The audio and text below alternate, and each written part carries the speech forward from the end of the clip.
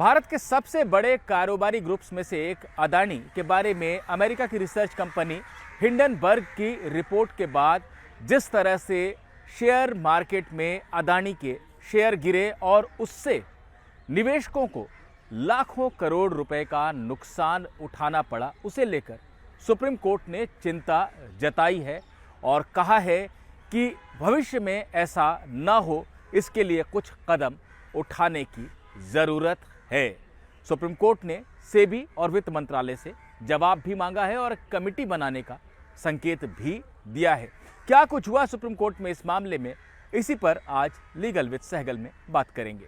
Adani Hindenburg मामले को लेकर सुप्रीम कोर्ट में 2 याचिकाएं सुनवाई के लिए लगी थीं।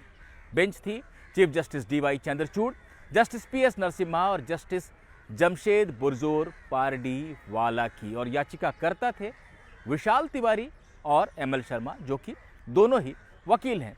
एक याचिका में जहां हिंडनबर्ग के खिलाफ जांच की मांग की गई थी, ये कहते हुए कि अदानी ग्रुप के साथ साथ भारतीय अर्थव्यवस्था को नुकसान पहुंचाने की कोशिश की गई है उस रिपोर्ट के जरिए, और शॉर्ट सेलिंग यानी कि किसी कंपनी के बारे में पहले गलत रिपोर्ट देना जिससे उसके शेयर नीचे आने लगें और उसके जरिए मुनाफा कमाना, ये जो प्रक्रिया है ये किया गया है, इसलिए हिंडनबर्ग के खिलाफ जांच हो।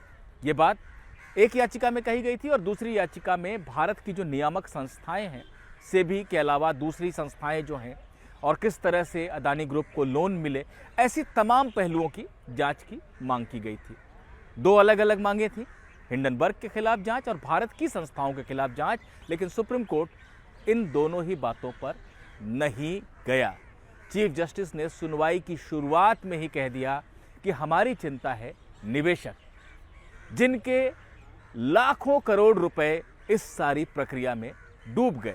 सेबी की तरफ से पेश सॉलिसिटर जनरल तुषार मेहता ने भी कहा, चिंताजनक बात यह है कि विदेश में बैठी एक संस्था की रिपोर्ट के चलते ऐसा हुआ, जिस पर कि भारत सरकार का कोई कंट्रोल भी नहीं था, नियंत्रण भी नहीं था। चीफ जस्टिस ने कहा, हम यही कहना चाह रहे हैं कि इस तरह से लाखों करोड़ रुपए निवेशकों के डूब जाना सही नहीं है और इससे बचने के लिए कोई व्यवस्था बनाने की ज़रूरत है। हम इस बात पर विचार करेंगे कि भारत में जो नियामक सिस्टम है, व्यवस्था है, जिसको सेबी चला रहा है इस समय, उसमें और क्या सुधार किया जा सकता है, कैसी व्यवस्था बनाई जा सकती है। कोर्ट ने कहा कि सेबी और वित्त मंत्रालय से बात करें सॉलिसिटर जनरल, और सोमवार 13 फरवरी को सुझाव लेकर आएं कि क्या किया जा सकता है इस व्यवस्था को सुधारने के लिए। क्या अलग से कोई संस्था बनाने की ज़रूरत है, या जो मौजूदा संस्था है सेबी, उसी में कोई एक और सिस्टम बनाया जा सकता है। इस बात पर एक रिपोर्ट दें, एक सुझाव अपना सॉलिसिटर जनरल दें और उसके लिए वित्त मंत्रालय और सेबी से वो बात करें।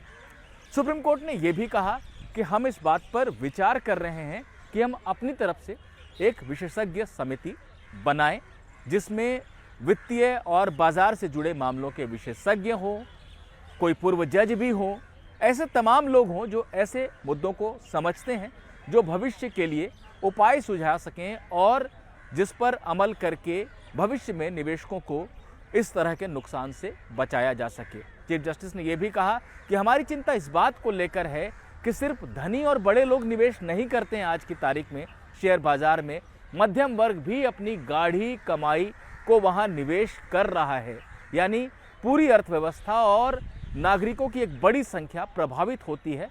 अगर इस तरह से मार्केट को कोई प्रभावित करे तो उनका नुकसान होता है और अंततोगत्वा ये अर्थव्यवस्था का भी नुकसान होता है।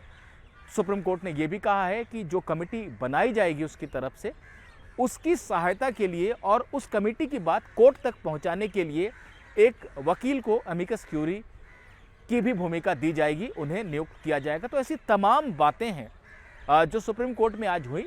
सबसे अहम बात यही है कि सुप्रीम कोर्ट ने ना तो सेबी या किसी संस्था के खिलाफ जांच की मांग पर अभी कुछ कहा है, न ही हिंडनबर्ग के खिलाफ जांच की मांग पर कुछ कहा है।